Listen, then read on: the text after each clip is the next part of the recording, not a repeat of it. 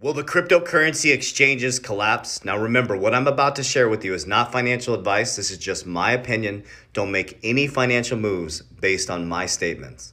So here's what I personally think is happening within the cryptocurrency space. And you can reference this in my videos. I've been talking about this for about 2 years. All of this is about bringing in regulation to cryptocurrency.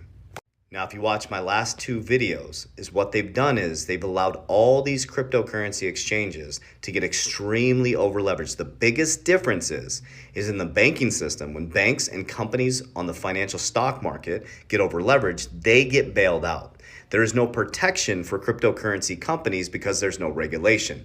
Key, no protection for cryptocurrency companies because there's no regulation.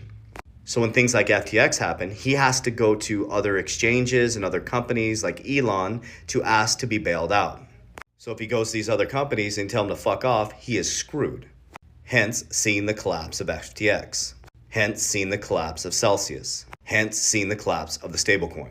So what I believe is happening is if you look at the Federal Reserve, they have what's called a master account, where cryptocurrency banks set up a master account. There's 2.9 billion unbanked people in the world right now. All countries are working on a central bank digital currency. So the more collapses we have and the more exchanges that go down, the more validity it gives them to bring in cryptocurrency regulation at the exact same time that we have a Ripple SEC case that is going to dramatically change the landscape of regulation in crypto and be one of the biggest financial cases in history. So do I believe more exchanges are going to go down? It all depends on how well their company was run. It all depends if they get connected and up with regulation.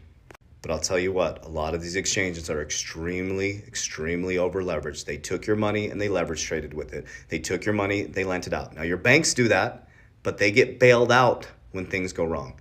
You have FDIC insurance when things go wrong, up to $250,000.